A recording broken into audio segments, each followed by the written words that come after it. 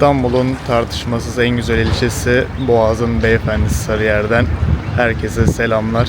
Çocukluğumun geçtiği bu güzel yere şimdi ailemi ziyaret etmek için geldim. Hava da güzelken vapur turu yapmadan olmaz.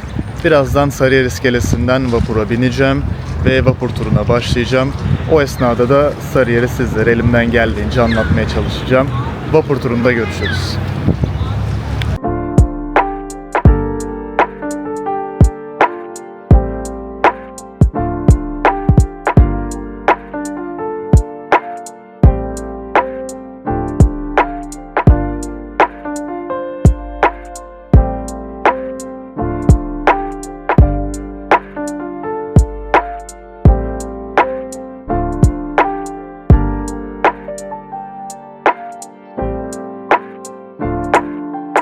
İlk durağımız olan Sarıyer iskelesinden yola çıkmış bulunmaktayız. Sarıyer, İstanbul'un en kuzeyinde, Boğaz'ın Karadeniz'e açıldığı noktada yer alan köklü bir ilçe. Osmanlı döneminde aslında burası daha çok balıkçı köyleri ve yazlık alanlarıyla biliniyordu. Özellikle devlet adamları ve yabancı elçiler yaz aylarında serin havası ve doğası için zamanında Sarıyer'i tercih etmişlerdi. Bölge zamanla gelişse de o eski balıkçı ruhu, aslında o balıkçı kasabası ruhu hala korunmakta. Sahil boyunca yer alan yalılar ve eski evler o dönemden izleri aslında hala da taşımakta.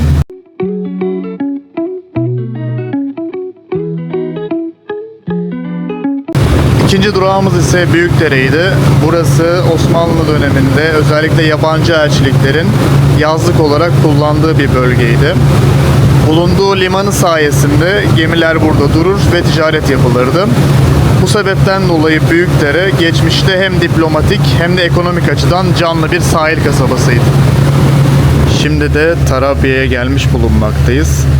Tarabya, Boğaz'ın en keyifli ve tarihi semtlerinden birisi.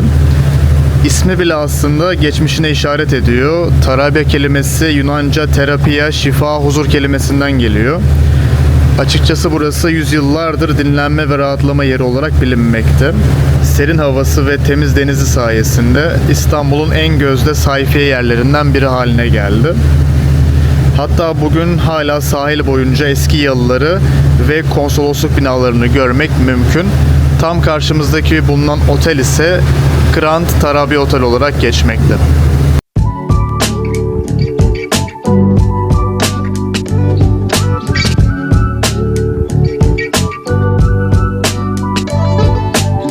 Sıradaki durağımız ise İstinye. Eskiden burası küçük bir balıkçı köyüyken bugün ise İstanbul'un en modern ve lüks bölgelerinden biri haline geldi.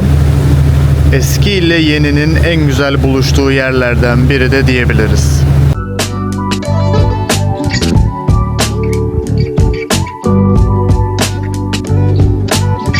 Şimdi de Boğaz'ın en yeşil ve en romantik duraklarından birisi olan Emirgan'dayız. Emirgan özellikle Emirgan Korusu ile ünlü. Osmanlı'dan günümüze uzanan bu bölge doğasıyla insanı büyülemekte. Tabii Emirgan denince akla ilk gelen şeylerden bir tanesi de Lale Festivali. Emirgan'da her yıl bahar aylarında özellikle Nisan ayında Lale Festivali düzenlenmekte. İstanbul'un en büyük ve en ünlü etkinliklerinden biri de diyebiliriz. Festival kapsamında milyonlarca lale parkta sergileniyor.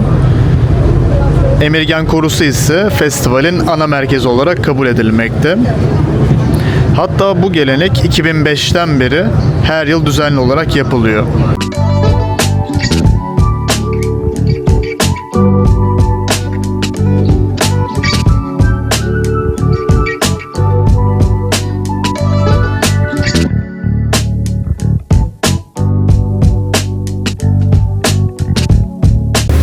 Şimdi de bizi Rumelihisar'ı karşılamakta. Rumelihisar'ı İstanbul Boğazı'nın en dar noktasında yer alan ve Osmanlı tarihinin en kritik yapılarından bir tanesi. 1452 yılında Fatih Sultan Mehmet tarafından İstanbul'un fethinden hemen önce sadece birkaç ay içinde inşa ettirilmiş. Hisar'ın amacı Karadeniz'den gelebilecek yardımları kesmek ve Boğaz kontrolünü tamamen ele geçirmekti. Karşı kıyıdaki Anadolu Hisarı ile birlikte Boğaz adeta kilit altına alınmıştı. Bu stratejik hamle İstanbul'un fethi sürecinde çok önemli bir rol oynamıştı.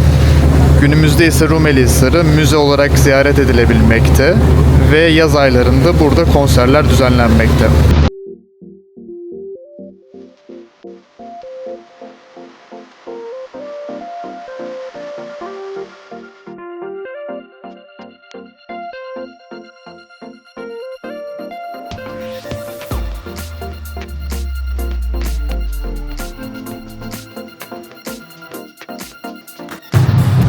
Sayın yolcularımız, Bebek iskelesine yanaşmaktayız. Yine siz yolcularımıza lütfen müsaade edin. Dear passengers, we are approaching the port of Bebek. Thank you for allowing passengers to get off. Bebek iskelesinden indikten sonra bir kahve içtim. Şimdi ise güzel havanın tadını çıkartıyorum. Sarıyer istikametine doğru yürüyüşe başladım. Biraz ileride ise otobüse binip tekrar Sarıyer'e geçeceğim.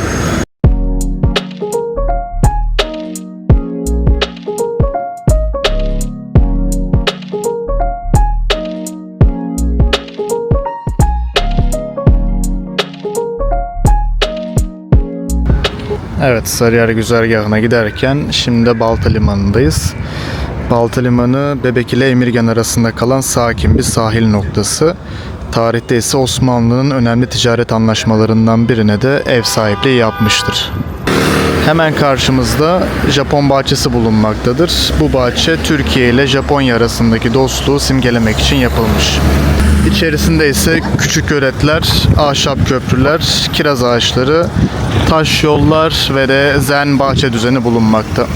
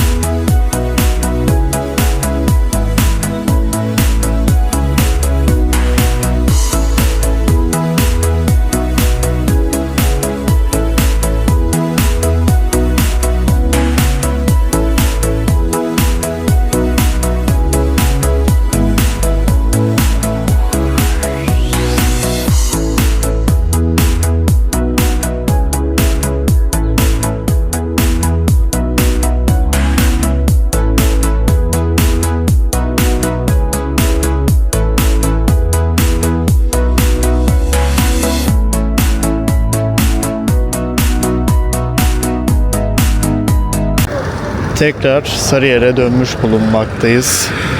Ve bizi sağ tarafımızda Kıvanç Tatlıtuğ ve Beren Saat'in rol aldığı Aşk-ı Memnu dizisinin çekildiği yalı karşılamakta. Tabii siz anneleri tarafından size emanet edilen çocuklara her bakımdan yetersiz gördüğünüz bir kadının annelik etmesine şiddetle karşısınız ama.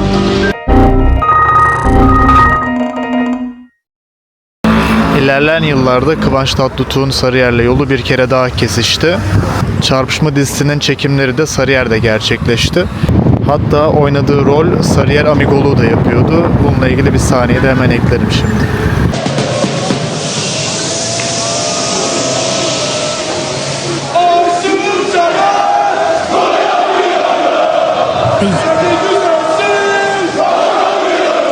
Tabi sadece Aşk-ı Memnu ve Çarpışma değil, aynı zamanda Medcezir ve Yalı Çapkını gibi bazı dizilerin de çekimi Sarıyer'de gerçekleşti.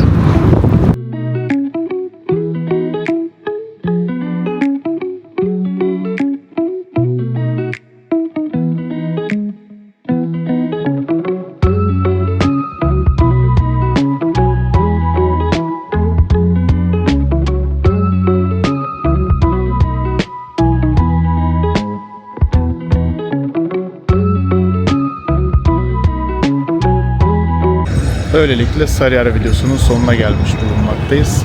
İstanbul videoları kaldığı yerden devam edecek. Yeni videolardan haberdar olmak için kanala abone olmayı unutmayın. Bir sonraki videolarda görüşmek dileğiyle. Hoşça kalın.